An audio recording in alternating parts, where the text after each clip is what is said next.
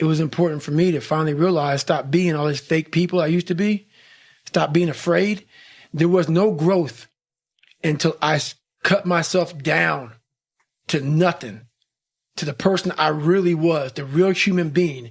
And once I found out who I really was, that's when I started growing. I was trying to build on top of a lied, fucked up foundation.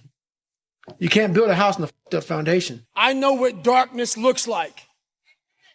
I know what it feels like to be alone with no motivation, no drive, no passion. And what has to come out of your fucking soul in the darkest of times is what you just did right there. So that's what I do. So people always, like, for the first 20 some years of my life, it was just darkness. But if you are able to get up every morning, have no passion, no drive, no motivation, no shit, and still get up with that kind of fire, you will be successful in life. I guarantee you that. If you can't answer the questions your brain is asking you, you quit. If you have the answers to those questions of why the hell am I out here, and you give it a quick answer, the brain starts shutting up because it knows why we're doing what we're doing. I started figuring these things out in my life. So we have this governor on our brain, and how you start pushing past that governor, start realizing your brain has the tactical advantage over you. Why? Because it knows your insecurities. It knows when you're lying. It knows your fears. It knows everything about you. And whenever those things start, like right now, I'm scared to death up here. Why? When I was in 6th grade, I was in a play.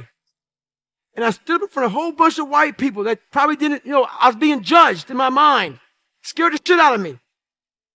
And I stuttered severely bad. I knew I stuttered bad. My line was this long. It's like hello or some shit.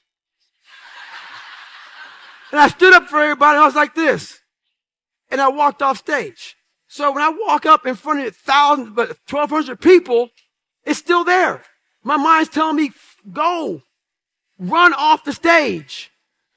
I have to tell my mind something different. I have to remember my resume, what I've been through. First of all, what you guys gotta understand, guys and gals gotta understand, is that I keep it real. I'm not superhuman. I'm definitely not Superman. So when I talk to you all, understand these are the things that I had to tell myself. So, a lot of people come up here and start talking to you and they think they have all the damn answers and they kind of talk down on people. No. I know exactly what it feels like to be lost, to want to quit every day of your life. And that's kind of what created me. So on my bad days, that's where all this taking souls and comes from. So on my bad days, I had to imagine a false reality. So for me, for instance, I was 300 pounds. A lot of you guys know my backstory. And a black kid, I was the only 36th African-American Navy SEAL in over 80 years. So think about this though. Think about how I wanted to quit. I was afraid of the water. My favorite meal was chocolate milkshakes with chocolate donuts. I didn't run, and I was afraid of the water, and I was 300 pounds.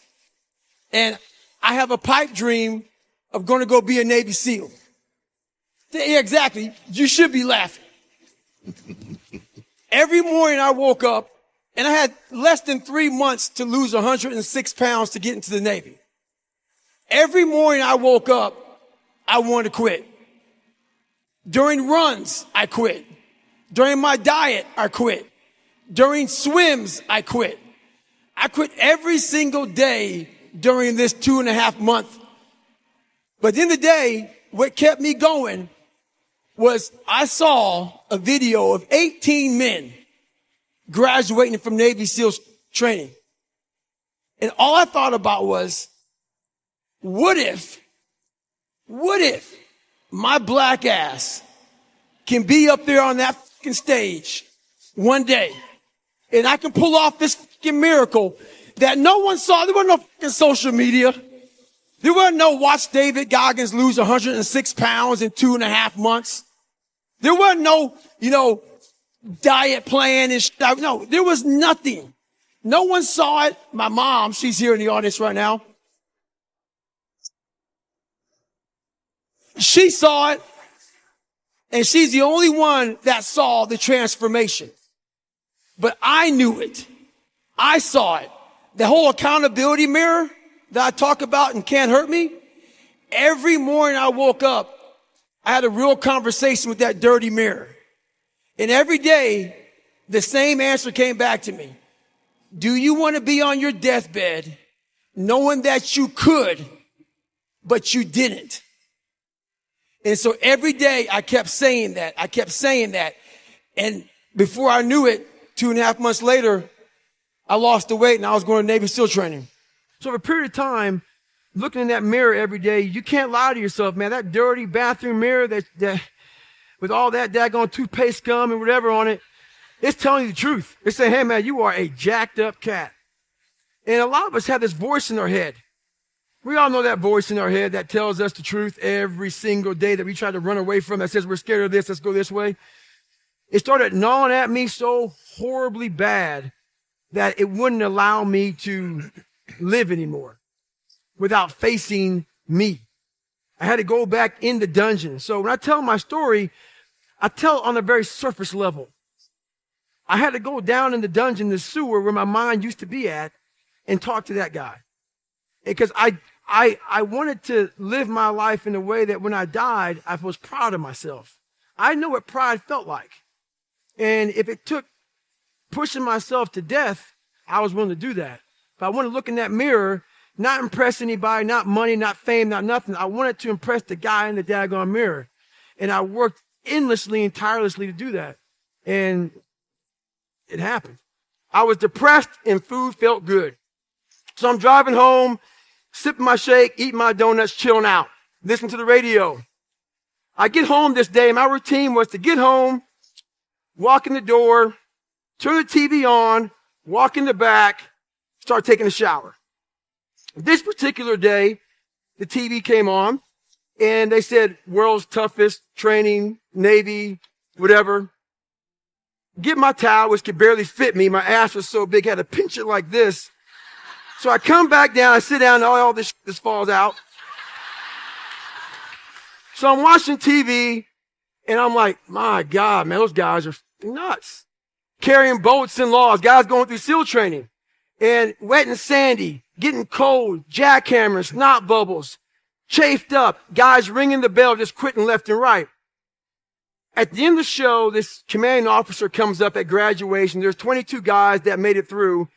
And the commanding officer says, we live in a world where mediocrity is often rewarded. These men detest mediocrity. And I sat there and I had time to reflect back on my life. Being bullied, coming from nothing, learning disability, messed up foundation. Life isn't fair at all. At all. So what are you going to do about it? I knew that no one was coming back to help me. No one was going to miracle me to be somebody special. Everybody that called me nigger, my dad, my mom, all my situations were on me now. And solely on me. So I had to start developing an indestructible mental toolbox. So I sat there on that couch and I realized, man, I am a piece of shit. And even though the world helped me get here, my false reality helped me even more. And listening to somebody else's dialogue further helped me get here. So I sat there and I had this bright idea, being 297 pounds, to go be a Navy SEAL. So the bright idea happens, 297, I watched this show. I finished my chocolate milkshake and I said I'm going to be a Navy SEAL. What is your biggest fear? Why are you paralyzed? What makes you nervous to just go out there and just be who you are and do what you have to do? I want to see one hand raised up to answer this question.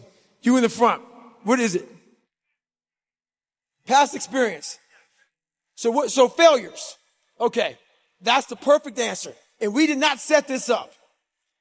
So everybody asked me, how the hell did I become successful when abused mindset, toxic stress, couldn't read and write, fat, name it, sickle cell. I can't even be in the military nowadays with sickle cell. How the hell did I become successful when I had no passion, no drive, no nothing? And I'm going to answer your question about what are you afraid of, right? And you said failure. Everybody's afraid of failure. It's embarrassing as. So how do you think I became successful when I failed every day of my life until I succeeded, which took a long time? The first thing I did was all of you in this room want to be successful as hell. But the journey to success comes with a lot of what? Failure. So why don't you teach yourself, like I taught myself, is how to fail properly. It's not saying be a failure. When I was 300 pounds, people think, oh, you really thought you could be a Navy SEAL? No. I just gonna lose the weight. But what it was how I was able to get over all the failure and all the embarrassment of failing was I told myself, you are going to have to learn how to get up extremely fast because you are going to have a million setbacks on this journey. And that's how I literally taught myself how to fail first, because I knew that if I was afraid of failure, I would have never been able to be a Navy SEAL. I would have never been able to get to where I'm at today.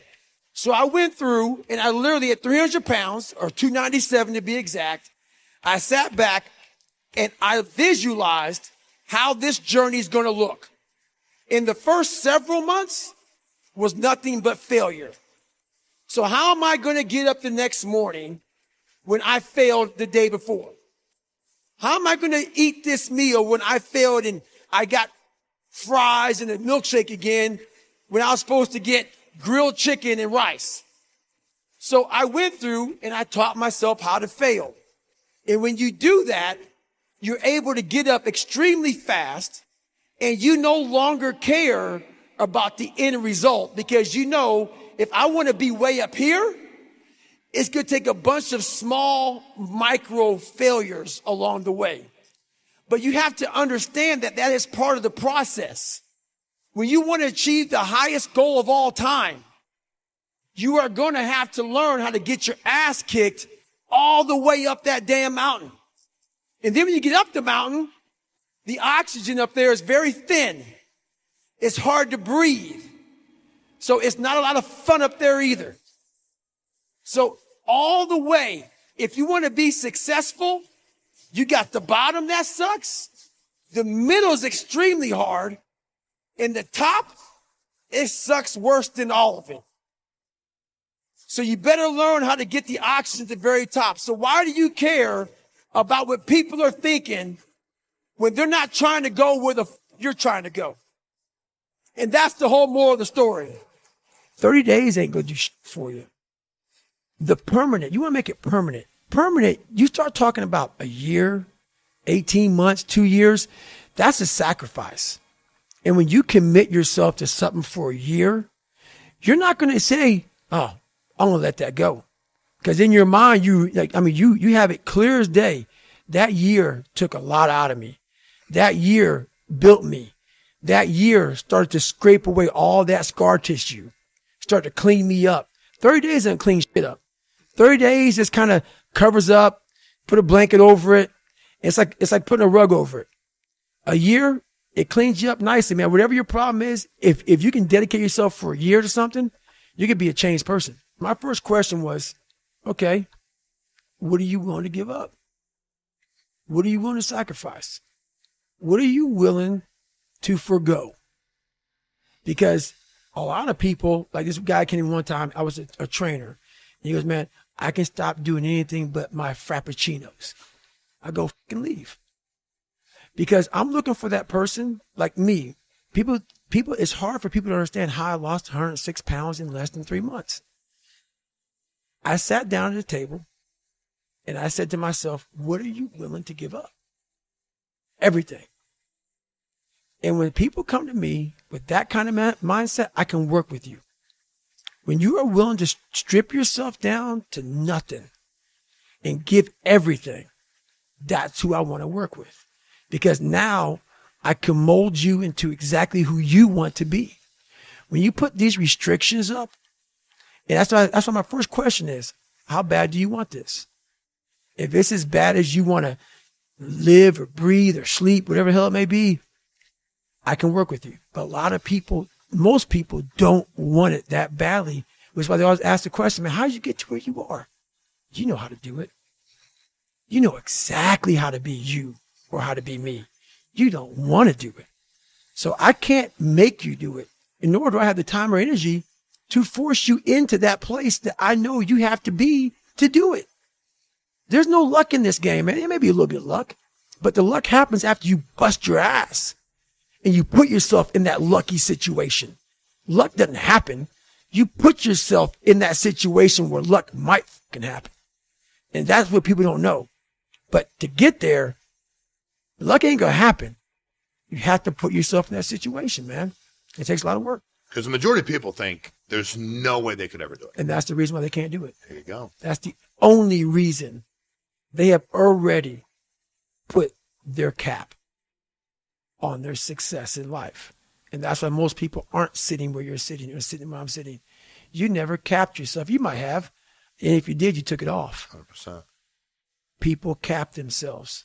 They look at somebody, and because their mind can't imagine it, they then start talking shit. He has to be doing this, or he has to be doing that. There has to be some trick. There has to be some potion. This is bullshit. No, it's because you cannot allow your mind to open up for the possibility of it can be done, which is why you being people are where they are today. Yeah. Because you shackled your mind to have limits. And everybody has a limit, but find it first. You got a limit? I haven't found it yet. I don't think you have. I haven't found it yet. It's pretty crazy. It's crazy. I haven't you found will. it yet. I find it at times, but what happens is I then figure out how to get around it, through it, above it, climb over it. So those limits, I'm always, that's what I said, I taught myself how to fail. I'm always skirting on that like limit of like, okay, I'm there. Okay, I failed. But I was right there. What did I miss? What did I miss? Oh, that's what I fucking missed. And then it happens. You know, the one gift I have with all that being said, what you just said there, is I have the ability to see the end before the beginning even begins. And what that means is I know that to get to the very end, I can see it right now. So before I went to Buds and I was losing all this fucking weight and shit, I saw myself walking across the fucking stage at 191 fucking pounds. That's what I had to get to get into the door. I saw myself 6 months, a year later, whatever it's going to take me to do it. I saw myself walking across that stage, getting that fucking certificate of graduation from Buds. And I was able to be there at 300 fucking pounds.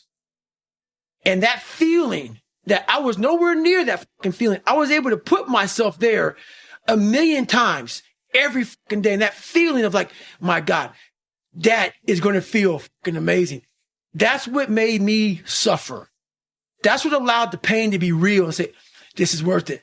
I want to feel for this fucking next 18 months. It took me 18 fucking months to finally become a Navy SEAL, to finally, just get through Buds. 18 months. It's 6 months. It took me 18. That's what woke me up every fucking morning was I'm going to put myself through this much fucking pain and suffering for a few seconds. That's all it is. A few seconds of joy.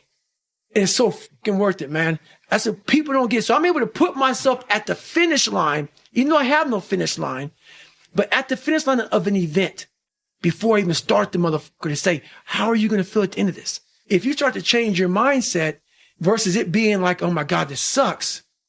I became a professional Bud student. So I wasn't going to leave until I graduated. So I started realizing if this is my home, this is what I am, I had to always reset the bar. I had to reset my new norm. There always had to be a new norm. So one thing we don't do is we don't have a new norm. My new norm is you get up every fucking morning at 4 o'clock and you suffer. This is your new norm. That became my new fucking life. Most people want to get out.